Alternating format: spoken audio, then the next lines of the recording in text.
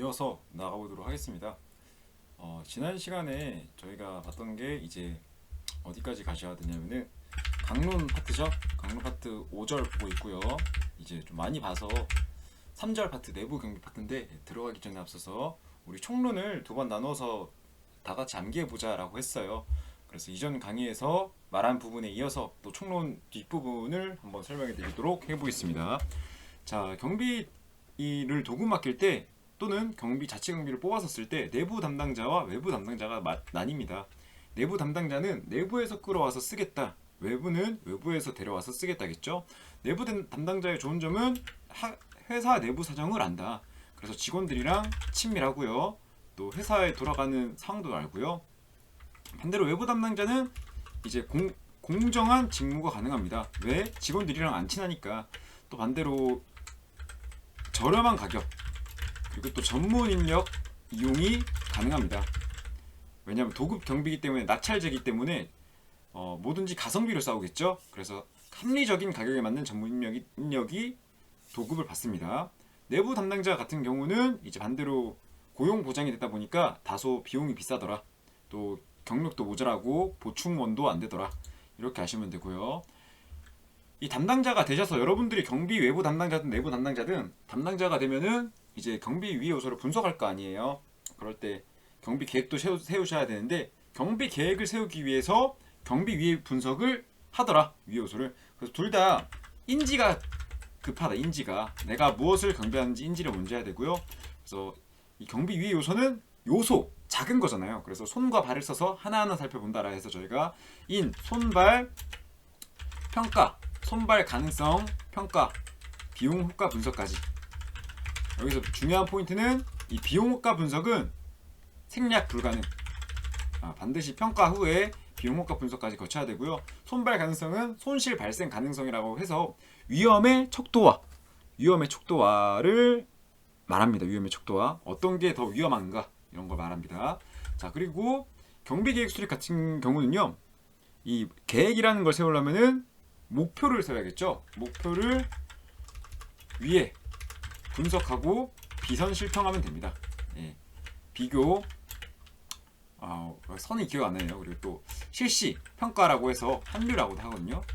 그래서 목표 위에 분석 비선 실평 저는 이렇게 외우거든요. 이렇게 두 문을 따서 외우시면 되겠다. 이 경비 계획 분석은 목표 위에 분석 계획이니까 목표를 위에 분석하고 비선 실평한다. 자, 경비 중요도 분류 같은 경우는 우리 레벨 1, 2, 3, 4 이렇게 나눠지는 거 있었죠. 이렇게 외우기로 했고 얘가 최고다, 최저다, 얘가 최고다. 그리고 얘는 뭐 상중하 이렇게 외우면 되겠죠. 그래서 하, 중, 상 외우고 제가 3단계만 외우라고 했어요. 너무 외울 게 많으니까. 그래서 3대대 난 3대대 출신이야 이렇게 외우셔도 되고요. 그리고 또 이 패턴 있죠. 패턴이 많을수록 안전한 거다. 그래서 패턴이 전혀 없는 대부분 패턴 없는 완전한 패턴 없는 랜덤하다. 얘는 완전한 랜덤하다. 그리고 얘네들이 이렇게 곱하기 2가 되죠. 네. 패턴이 단순하다. 그러니까 레벨 1과 2는 패턴이 단순하다. 이런 식의 개념이고요. 얘는 다소 패턴이 있다. 어느 정도 패턴이 있다. 이런 개념이고 얘는 패턴이 아예 없어서 분석조차 힘들더라. 네. 이렇게 하시면 되고 3대대라 했으니까 또 대가 하나 더 나와야겠죠. 대규모 창고, 대규모 상점 이 개념이고요. 얘는 일정 교도소 또는 제약회사 아니면 또 대기업들의 제조회사 이런 거 레시피네 같은 거 나가면 안 되니까 얘는 24시간 교도소와 또 국가 중요시설 이렇게 보시면 되겠고요. 얘는 일반 집, 창문, 문 이런 거고요. 얘는 소규모 상점, 편의점 등이 되겠습니다. 자, 이 정도만 외우고 나머지 비슷한 것도 짜 맞추면 되겠고요. 직계 조직과 기능 조직의 차이. 직계 조직은 위에서 아래로 내려가는 거고요. 기능 조직은 기능에 맞게끔. 직계 조직은 계급화를 떠올리시면 편하고요. 기능 조직 같은 경우는 기능이 맞기 때문에 살짝 수평적 관계이며 전문적이다. 수평적 관계이며 전문적이다. 이렇게 아시면 좋겠습니다. 교육시간. 일반 경비는 24시간. 신임교육이죠. 신임교육 24시간. 특수경비 신임교육은 2주 88시간. 처원경찰은 76시간입니다. 죄송합니다. 처원경찰이 2주 76시간이고요. 특수경비는 88시간으로 명시되어 있더라.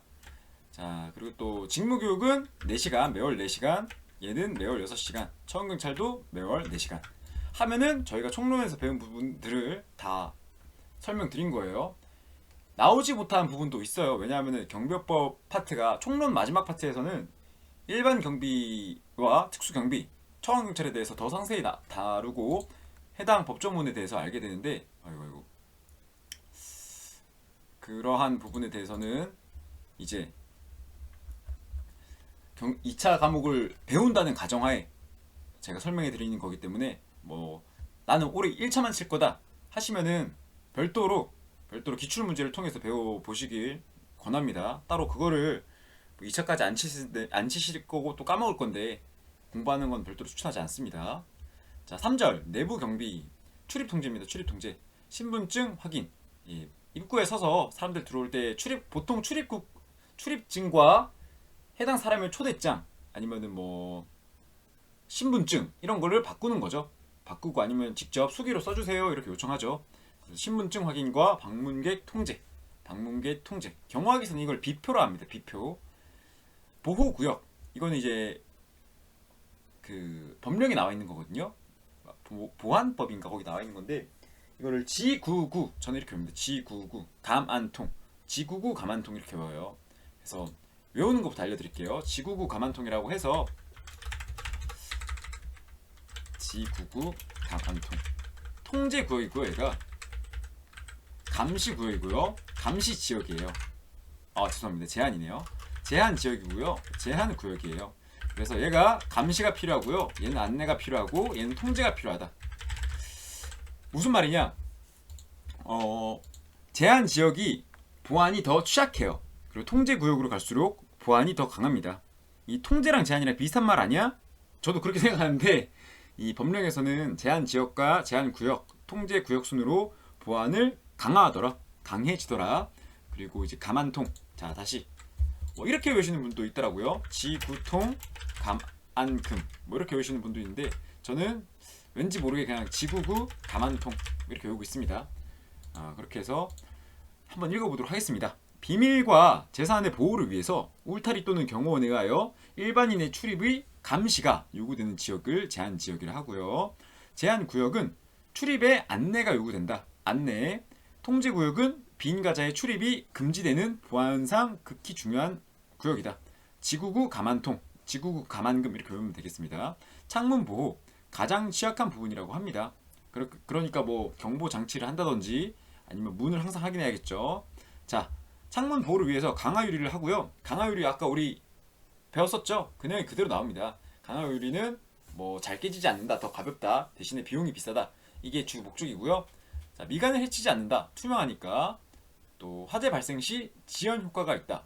불연성 물질이다. 불연성 물질. 이게 저는 플라스틱 유리를 강화 유리라고 생각했는데 그게 아니더라고요. 그래서 불연성 물질이구나 이렇게 아시면 되겠고, 깨지는 경우에 유리구슬 모양으로 깨진다. 외부로부터 침입 시간에 지연이 목적이다. 늦게 깨지게끔. 비싸다는 단점이 있다. 강화 유리를 깰 때에는 여러분들 그 옛날에 예능 프로그램이나 아니면 비닐봉지 있죠. 비닐봉지를 뜯으실 때 이제 잡고 가운데를 뚫으면은 조금 많이 늘어나잖아요. 그죠? 근데 짧게 잡고 모서리 부분을 팽팽하게 늘어난 부분을 축 누르면은 구멍이 뚫리죠. 그런 것처럼 강화 유리도 이제 중앙 자리보다는 가장 자리에 압력을 강하게 주면은 실리콘 작업이 돼 있다든지 붙어있는 테두리에 붙어있는 그 부분이 깨진다고 합니다. 그래서 끝부분을 이용해서 끝부분을 친다 이렇게 외우시면 되겠고요. 쇠창살과 경보장치. 1층에 접한 창문 외부에는 쇠창살, 우리 지나가면서도 종종 보이죠? 방호책을 강구하고 창문에 경보장치를 설치한다. 출입문, 구역의 중요성에 따라서 등급화하고요. 허용된 물건을 통해 출입할 수 있게 한다. 경첩은 출입문의 안쪽에 설치한다. 그쵸? 바깥쪽에 설치하면은 이제 봉구를 통해서 경첩을 떼어내면은 문을 그대로 떨어뜨려 버리겠죠. 비상문을 확인할 수 있도록 표시를 한다. 표시를.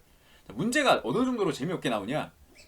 비상문의 경우 이제 비상시에만 하여야 하므로 일반인이 알 수 없도록 표시를 하지 않는다. 이런 식으로 나오기 때문에 그냥 읽고 넘어가시더라도 또 당연하게끔 말이 나오잖아요. 일반인은 알면 안 된다. 비상시 쓰는 문이니까. 뭐 이런 식으로 나오기도 하니까 당연한 내용이더라도 당연히 안 속게끔 좀 작업이 필요합니다. 자물쇠도 기본적으로 지연시키는 장치이다.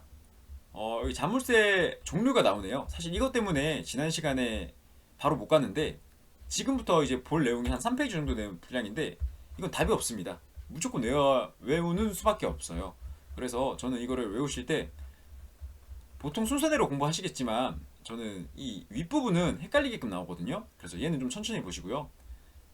밑으로 쭉쭉 내려오셔서 바로 이 조명 등부터 보도록 할게요. 자, 보호 조명. 너무 밝아서 타인의 생활이 방해되도록 하여서는 아니 되며 경계 구역 내의 지역과 건물에 적합하여야 한다.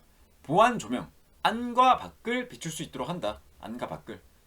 이 두 개 조명에 대한 말장난은 안 나오니까 보호 조명, 보안 조명 이런 게 있구나.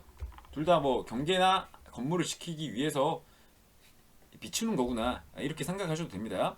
경계 건물이 경계선에 가깝거나 건물 자체가 경계선의 일부에 포함될 경우 외부 조명을 건물에 직접적으로 비추도록 해야 한다.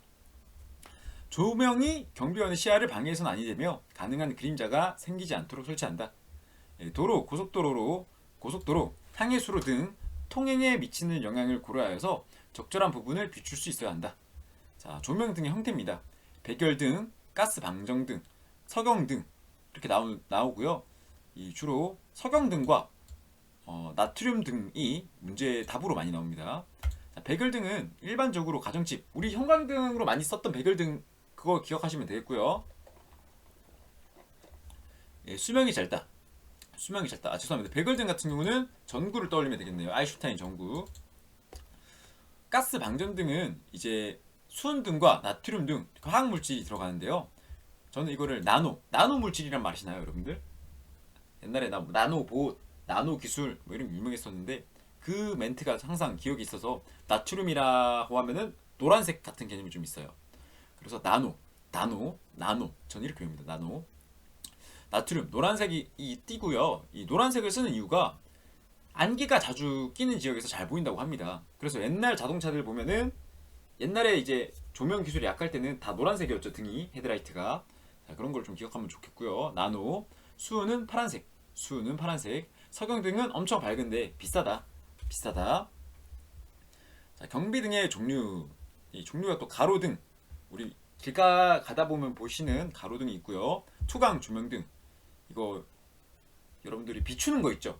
손전등으로 비추는데 성능이 좋은 손전등 같은 경우는 이제 앞부분을 조절해서 밝기 비추는 부분을 줄이거든요. 그래서 특정 지역에 빛을 집중시켜서 더 밝게 보여요. 이 설명이 좀 복잡한가? 손전등의 기능을 보면 요새는 넓게 볼 수 있는 방법도 있고 좁고 엄청 밝게 볼 수 있는 기능도 있다고요. 예. 손전등 쓰신 분들이면 알 텐데 그런 걸 투강 조명등이라 하고요. 정 모르겠다 싶으면은 배트맨 등이구나 아시면 됩니다. 자, 프레인엘 등 같은 경우는 원거리에 길고 수평하게 넓은 폭의 빛이다. 수평하게. 탐조등 같은 경우는 침입이 예상되거나 사고가 일어날 만한 지역을 정확하게 관찰하기 위해서 사용되는 조명등. 자, 문제가 이게 한번 나왔을 거예요. 투강 조명등은 야구 경기장 같은 데 스포트라이트로 쓰고요. 스프레인일 등은 이제 고속도로에 설치한다 식으로 나왔어요. 그러니까 설치 장소도 물어봤다. 가로등을 고속도로나 주요도로 주택지구에 설치하고요. 프레인의 등은 그냥 원거리에 길고 수평하게 설치한다. 이 정도 설명만 아시고 고속도로에 설치하는 것보다 가로등, 고속도로에 설치하는 것보다 가로등 이렇게 외우면 좋겠습니다. 이제부터는 진짜 암기예요. 이제는 암기와의 싸움이기 때문에 마음을 좀 단단히 먹으시고 보도록 하겠습니다. 자, 자물쇠의 종류. 돌기 자물쇠, 판날름 자물쇠, 핀날름 자물쇠, 숫자 맞춤식 자물쇠, 암호 사용 자물쇠, 반도체 내장 자물쇠, 지문인식 자물쇠, 카드식 자물쇠. 자, 카드식 자물쇠는 우리 교통카드나 아니면은 뭐 카드로 락하는 회사 이런 데 있죠. 그런 것도 떠올리면 좋을 텐데 카드식 자물쇠는 이제 카드 안에 칩이 있어요. 그래서 그거를 특정 기기에 딱 부딪히면은 맞는 칩이면은 문을 열어주고 아니면 닫는. 예, 그래서 카드식 자물쇠가 있고요. 지문 인식은 말 그대로 지문 인식하는 거. 반도체 내장 자물쇠는 전자식 자물쇠로 반도체 칩을 내장. 이거는 카드식 말고 그것 떠올리시면 돼요. 이게 그 기능은 어찌 보면은 반도체나 카드식 자물쇠가 기능이나 방법은 비슷하거든요. 근데 카드식이 말 그대로 지갑에서 꺼내는 카드식이라면은 반도체 내장은 굳이 카드 형식이 아니에요. 그러니까 열쇠 모양처럼 된 반도체 내장도 있고요. 또 뭐 동그라미라든지 아니면 목걸이 모양 아니면은 뭐 또 뭐가 있을까요? 뭐 귀걸이 모양 이렇게 좀 휴대하기 쉬운 모양으로 해서 칩이 아니라 이제 반도체 물건을 아예 넣어버리는 그러한 자물쇠도 있더라. 암호 사용 자물쇠와 숫자 맞춤식 자물쇠. 암호 사용이 왠지 우리가 아는 번호 자물쇠 같잖아요. 근데 그게 아니라 전자 제어 방식이라고 해서 얘는 이제 요즘 아시면 휴대폰 같은 거 보면은 암호를 누르라 하잖아요. 그거를 떠올리면 되겠어요. 요새는 이제 기능이 좋아졌잖아요. 기능이. 그래서 LCD 판 자체를 문 게이트에 걸어 놓더라고요. 옛날 같으면 뭐 30년 전, 40년 전 이럴 때는 전자 제어 기계가 좀 보기 힘들잖아요. 다 이제 아까 말했던 이제 번호식 자물쇠. 번호식 자물쇠가 보통 숫자 맞춤식 자물쇠거든요. 그러니까 차이가 뭐냐? 번호 자물쇠는 이제 숫자가 많이 있든 없든 통상 세 자리 네 자리 수예요. 세 자리 네 자리 수. 그러니까 이제 첫 번째 칸에 9개의 수, 두 번째 칸에 9개의 수, 세 번째 칸에 9개의 수라고 해서 얘를 돌리면서 돌아 맞추는 식이라면은 암호 사용 자물쇠는 우리가 보던 그 하나의 판에 이제 모든 숫자가 다 있고 별표와 우물 정자까지 다 있고 뭐 원하는 숫자를 눌러서 문을 여는 방식이 되겠습니다. 이제 보통 기억하실 부분이 이제 아파트 사신다면은 아파트 1층 건물에서 건물 안으로 들어갈 때 뭐 벨 누르는 버튼도 있고요. 호출 버튼도 있고요. 이렇게 여러 가지 있는 판넬이 있죠. 판넬. 그러한 기능이 들어있는 자물쇠를 암호 사용 자물쇠로 보시면은 편하겠네요. 예. 핀 날름 자물쇠와 판 날름 자물쇠가 있습니다. 한 글자 차이죠?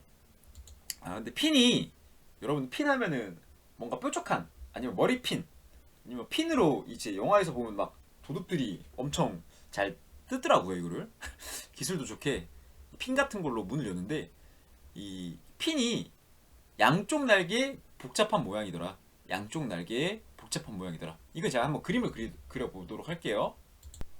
자, 여러분들 나중에 심심하시면은 이 열쇠가 열리는 기능에 대해서 아시면 좋은데 보통 이런 식입니다. 열쇠가 이렇게 있고요. 이 과거의 형식인데 뭐 아닐 수도 있겠죠. 편의상 여기가 열쇠 구멍이라고 할게요. 그리고 이제 여기에 이렇게 쇠창살 같은 게 나와서 막고 있어요. 이렇게 해서 얘네들 이 쇠창살들이 이 위로 다 올라가서 이런 모양이 되면요. 이런 모양이 되면은 문이 열립니다. 알겠죠? 알겠죠? 여기까지가 이제 기본 베이스고요. 갑자기 설명을 왜 했는데 자 그러면은 이걸 다 올리기 위해서는 아래에 있는 걸 올리기 위해서는 열쇠 모양이 어떻게 되어야 할까요? 이렇게 돼 있어야지 이제 들어가면서 얘네를 올려줄 수 있겠죠. 그래서 이 간격과 또 뭐 이게 제가 편의상 이렇게 그렸지만 사실 뭐 이렇게 돼 있는 열쇠도 있고요. 뭐 이거 좀 여러 가지더라고요 보니까 이 편의 이론은 이런 거더라 해서 한쪽에만 지금 있죠. 이쪽 방면에만 이게 뭐다? 판날름이고요. 이게 좀 쉽죠. 만들기도 쉽고 뚫리기도 쉽고 반대로 핀 날름 같은 경우는요. 여기에도 이렇게 똑같은 기능이 있는 거예요. 똑같은 기능이 있어서 얘까지 뚫릴 수 있도록 이렇게 해서 얘까지 이렇게 돼야 열릴 수 있도록 열쇠 모양이 이렇게 돼 있겠다. 이렇게 돼 있겠다. 예, 이런 식으로 이루어져 있습니다.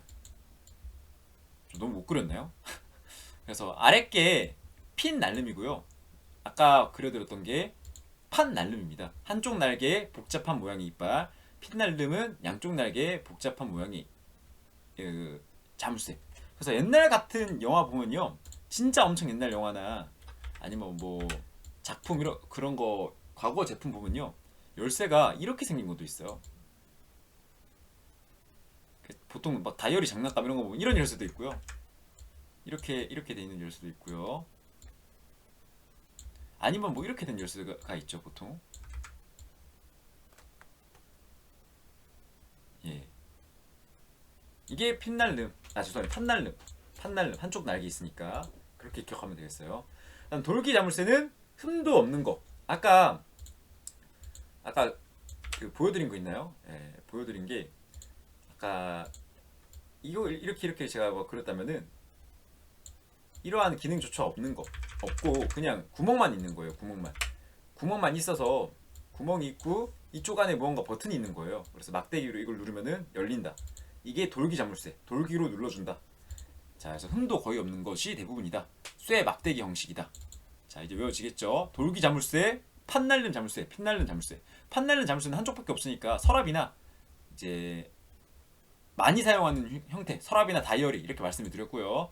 핀 날름은 양쪽 날에 있어서 많이 쓴다 이렇게 하시면 좋겠습니다. 많이 쓴다. 패드록은 무엇이냐?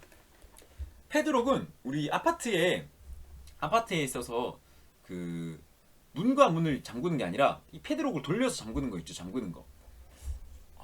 설명을 드릴 수가 없겠네요. 이게 열쇠가, 방금 드린 열쇠 같은 경우는 문 손잡이 이렇게 이런 시스템으로 들어가거든요 보통.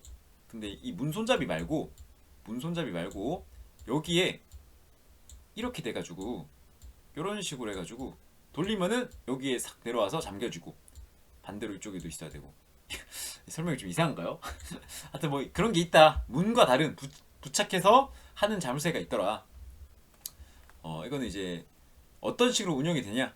이제 잠금 장치라고 해서 기역식 잠금 장치, 전기식 잠금 장치, 일체식 잠금 장치가 있구나 하고요. 우리 자동차 할 때 운전석에서 문을 열면 다 열리죠. 또 문을 닫으면 다 닫히고요. 예, 그래서 운전석이나 교도소 이런 데서는 일체식 잠금 장치를 쓰고요.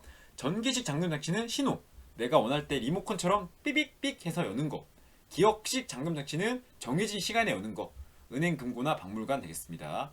기역식, 전기식, 일체 잠금식. 금고는 콘크리트 금고인데 문만 강화 금속으로 만들고 다른 외벽은 강화 콘크리트로 만든다. 보통 우리 은행 영화 같은 데 보면은 문은 엄청 두껍고 삐까뻔쩍한 금속인데 건물 안으로 들어가잖아요. 문을 열면 마치 문 마냥. 그래서 콘크리트 금고가 있구나. 그리고 이 콘크리트 금고는 전기가 통하는 금고도 있습니다. 전기가 통하는 금고도 있다. 자, 경보 시스템, 침입 경보 시스템이 있고요. 화재 경보 시스템이 있고요. 특수 경보 장치가 있구나. 예, 이거는 가스 누출됐을 때 울린다든지, 물이나 아니면 뭐 누전이 확인되었을 때 울린다든지 그런 게 있겠습니다. 경보 체계의 종류라고 해서 이거는 로컬 경비 시스템이 아까 우리 말씀해 드렸죠. 기계 경비랑 비교해서 말씀해 드렸었는데, 건물 내에서 감지센터를 통해서 위의 현장을 살펴보고 경비원들이 출동하는 거, 이거를 로컬 경비 시스템이라 하고요. 중앙 관제 시스템은 필요 지점에 CCTV를 설치해서 경비원이 이를 원격 감시한다. 그러니까 기계 경비 같은 개념이겠죠. 그래서 이 두 개가 좀 차이가 있구나. 로컬 경비랑 지역 방어 경비를 로컬 경비라고 하거든요. 그래서 로컬 경비와 중앙 관제 시스템 차이가 있고요. 외래 지원 경보 시스템은 경보가 울리면은 자동적으로 외부에 연락이 돼서 도움을 받을 수 있다. 다이얼 경보 시스템은 이제 미리 정해진 기억시킨 단축 번호로 입력이 가는 거. 그러니까 우리 회사 사무실 연락처 같은데 착신 전환을 해놓는 것처럼 벨이 울리면은 내가 부재 중이면은 내 휴대전화로 오게끔 돌려놓잖아요. 그런 것처럼 다이얼 경보 시스템이 있더라. 제한적 경보 시스템, 또 상주 경보 시스템. 이거는 경비원이 상주한다. 우리 상주 경비 아까 설명했었죠? 그래서 그런 개념을 떠올리시면은 상주 경보 시스템이 외워집니다. 국부적 경보 시스템은 천장이나 복도, 가장 원시적이다. 국부가 부분적 경보 시스템 이런 뜻이잖아요. 그래서 기억하면 좋겠고요. 자, 다이얼과 외래 지원 경보 시스템이 헷갈릴 수 있다. 왜냐면 우리가 번호를 항상 경찰 부를 때는 112, 소방 부를 때는 119 이런 식으로 번호를 다이얼 이렇게 기억하기 때문에 다르다는 거. 다이얼과 외래 지원 경보 시스템은 다르다. 좀 기억하고 가면 좋습니다. 이제 마지막이죠. 자, 경보 센서의 종류입니다. 경보 센서의 종류.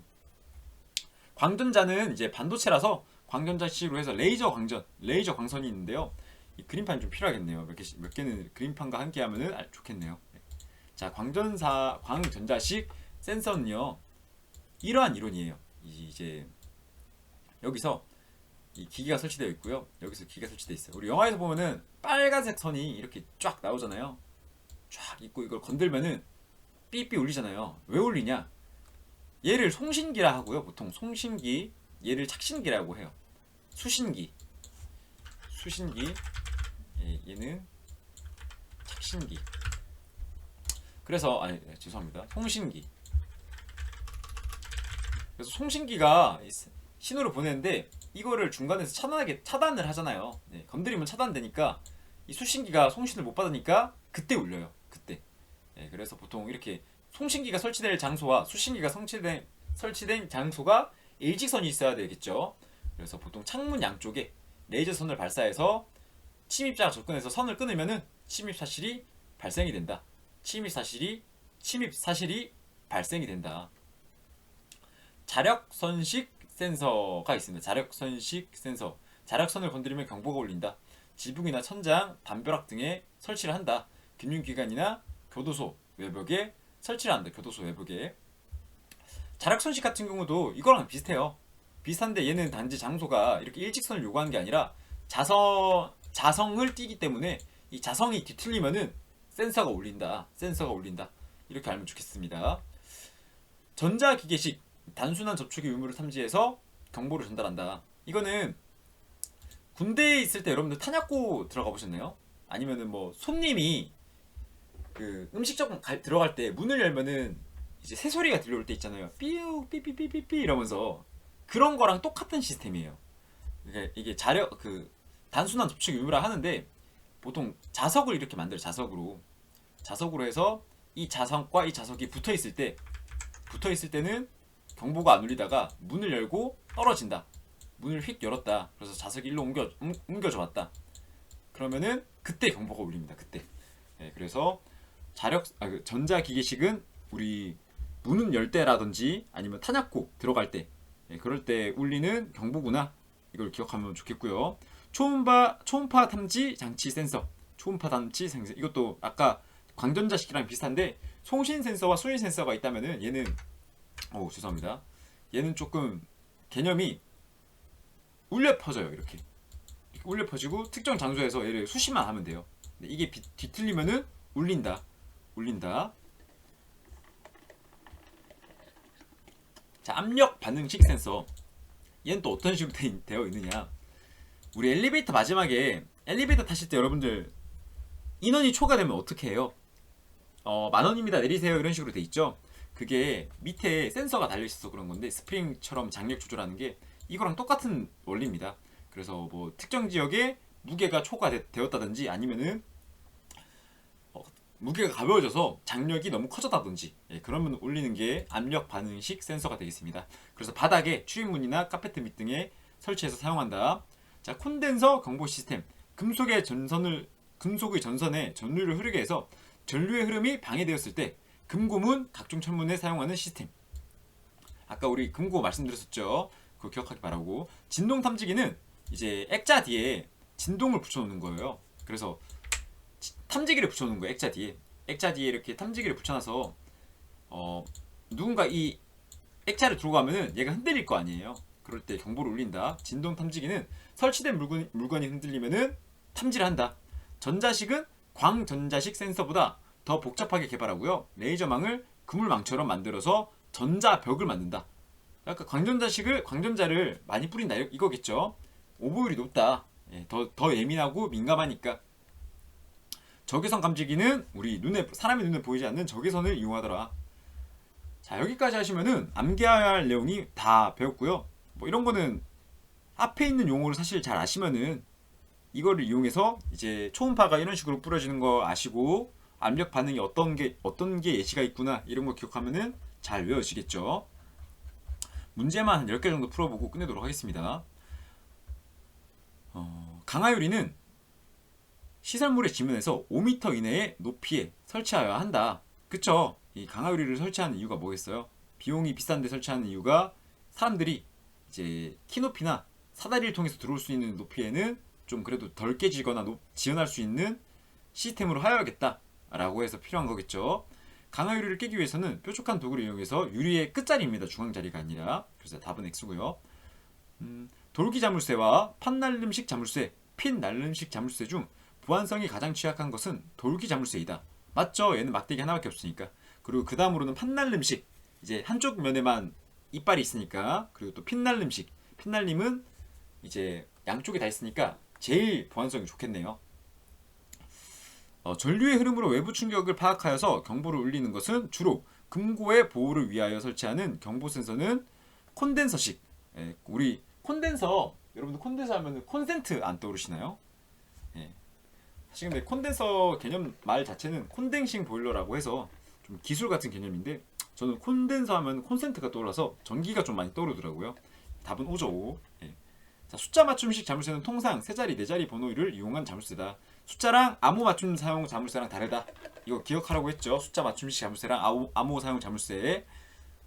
패드록은 외부의 강한 충격에도 견딜 수 있으며 일반 자물쇠보다 안전성을 고안하여서 고안된 장치이다. 맞는 말입니다. 전화선을 이용해서 외부의 경찰서나 소방서에 연락을 취하는 형식은 외래 지원 경보 시스템이다. 5. 이거 다이얼 경보 시스템이랑 헷갈리니까 외우도록 했습니다. 다이얼 경보는 내 휴대전화로 지정된 번호로 오는 거, 외래 지원은 이제 울리면은 반대로 회선을 통해서 경찰서나 소방서에 연락이 가는 걸 말합니다. 쭉 넘어가셔서 창문의 양쪽에 설치된 센서 사이에 레이저선을 끊으면 경보가 울리는 시스템이 이제 전자기계식 센서라기보다는